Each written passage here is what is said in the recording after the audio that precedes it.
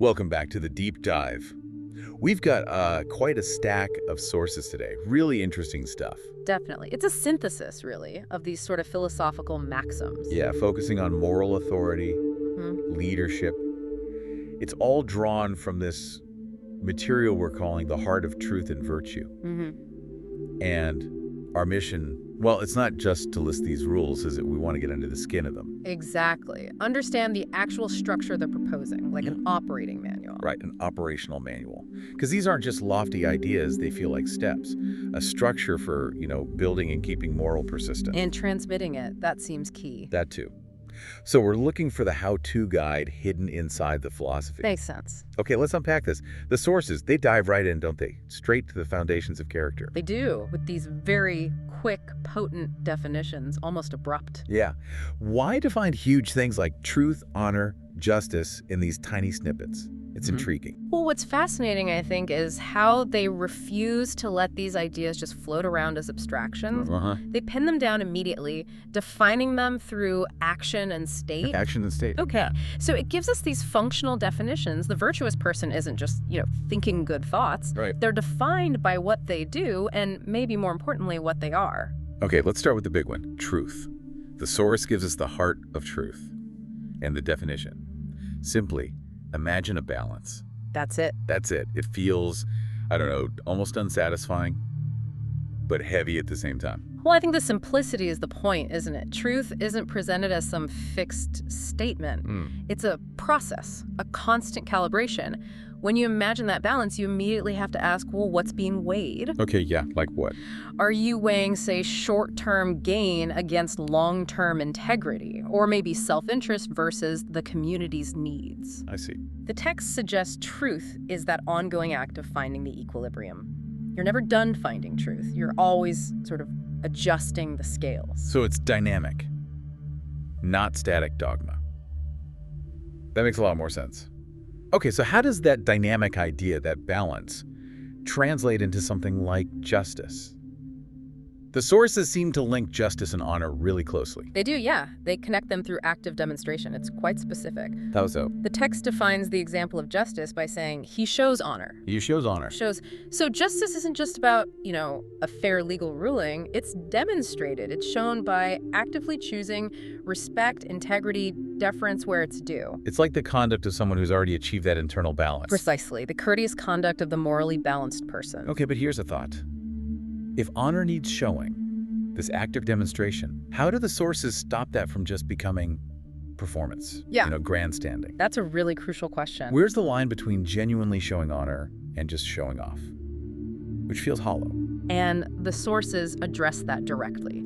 Almost immediately after describing the one who shows honor, the text gives us the protector of honor. Ah, okay. And the definition there is just, he is honorable. So concise. Is honorable. So one is the action, the showing. And the other is the internal state, the stable condition. Right. If you're just showing honor without being honorable, well, the balance is off, isn't it? The scales are tipped. So the protector of honor, their internal state, is the foundation for the outward action. Exactly. It's the bedrock. It sets up this really neat complementary relationship. You need the internal being to back up the external showing. You do. You can't just perform the action. You need that foundational identity. Got it. And this internal identity, this being, is what gives moral weight. If you look at righteousness. Okay. Righteousness, another big one. The sources define the weight of righteousness with the statement, he is just. Wait, that seems really simple again.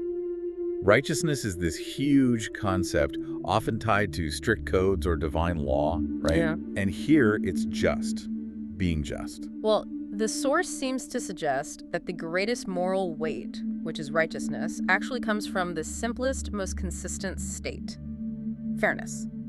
If you are perpetually just, if you maintain that balance in every decision, the moral gravity you carry is righteousness. So it's not about ticking off 1,000 rules on a list. No, it's about consistently maintaining that one core quality justice in all your dealings. It sort of consolidates all those other virtues we talked about, truth, honor, balance, into this one essential state of being. That completely reframes moral authority then. Yeah. It's not about being the loudest voice or the most dogmatic person. No. It's about being the most reliable source of fairness. The person who is just naturally gains that weightiness, Right. morally speaking. Exactly, moral gravity. Okay, so we've kind of nailed down what this solid character looks like: balanced, honorable, just. Right. The internal state. And then immediately, the source pivots. It asks the crucial question: Yeah. how do you share it? How do you Right. pass it on? Yes. The focus shifts from the internal character to the external duty of the guide. This is where it gets really interesting for me. This transition is where virtue stops being purely personal and becomes functional leadership. Functional leadership, I like that. The virtuous person, according to these texts, can't just be a hermit, right? They're defined by their engagement. So there's a purpose to having these virtues. An explicit purpose. If you've found that truth, achieved that moral weight, you have this duty, maybe even a non-negotiable one, to transmit it. And we see that duty laid out really clearly in the roles they describe, We do. like the guide to wisdom, defined explicitly because he is there to teach. Teaching is the essence of the role. Precisely. The primary function is pedagogical. Accumulated wisdom is, well, almost worthless if it isn't used to help others navigate. The guide's whole existence is justified by teaching. It's not just theoretical teaching, though, is it? It feels more active, more like mentorship. Absolutely. Look at the embodying virtues, the definition, just he guides. He guides, very active. It implies walking the path with people, making abstract principles visible, achievable, Showing them how it's done. showing how that initial balance we talked about is maintained when things get tough. They aren't just reciting rules. They're showing the application of honor, of justice, in real time. Exactly. And this active guidance seems to be why the role is seen as perpetually necessary. Yeah, you see that emphasized with the eternal role model. Core function again. He teaches. It's not just a phase in their life. It's presented as this enduring mandate. It suggests the responsibility for transferring knowledge never really expires for someone who's attained that moral authority. It positions teaching as the maintenance system. That's a great way to put it, the perpetual maintenance. If the role model stops teaching, the virtues they embody could potentially die with them. So their authority is only really sustained if they succeed in transmitting it. Ensuring the next generation understands how to find the balance, how to be just. That makes the guide's role sound almost strategic. They have to be the example, yes, but also actively build the philosophical scaffolding. Yeah, the scaffolding for others to follow, so the structure doesn't just collapse when they're gone. Okay, so this leads to the big question of scalability, right? Yeah. It can't just be about one person, this singular he, being virtuous. Exactly, that wouldn't be sustainable. And the sources do eventually shift focus, moving from that individual guide Yeah.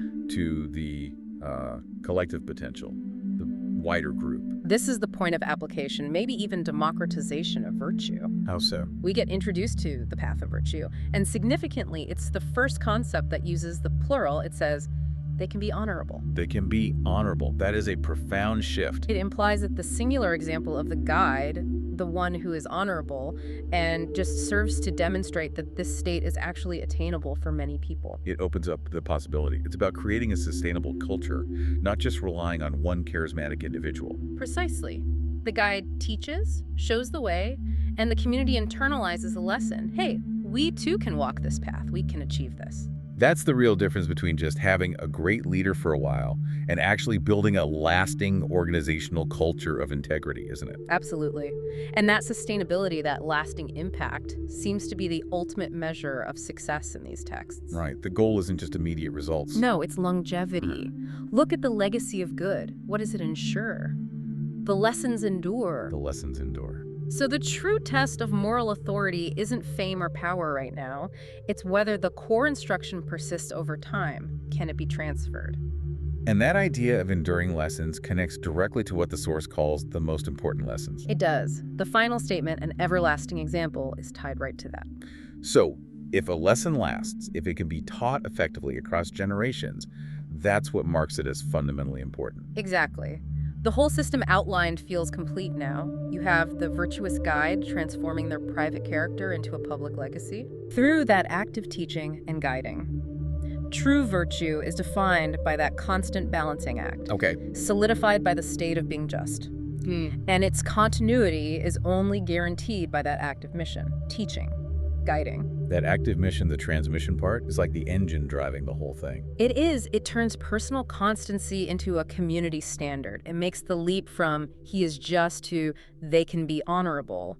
And the role model, the protector of honor, have to be the eternal role model then. They have to be. Their moral duty isn't just to be good, but to ensure those core lessons, the practical meanings of truth and justice, keep living, keep defining the culture long after they're gone. So to kind of wrap this up, the sources are defining moral excellence not by some fixed belief system, but by this active balance. Right. And the twin states of being honorable and being just. But the whole thing hinges on passing it on. He teaches, he guides. Which ultimately unlocks the potential in everyone else so that they can be honorable. Okay. So that leaves us, and you listening, with a final thought to maybe chew on. If the sources say the most important lessons are the ones that endure, the ones that are replicable, what's the crucial imbalance, the key tension you're facing right now that you need to address? You need to imagine that balance for to make sure your own most important lessons, your own actions, have that kind of lasting moral weight. A powerful question to consider. Indeed. Thank you for joining us for the deep dive.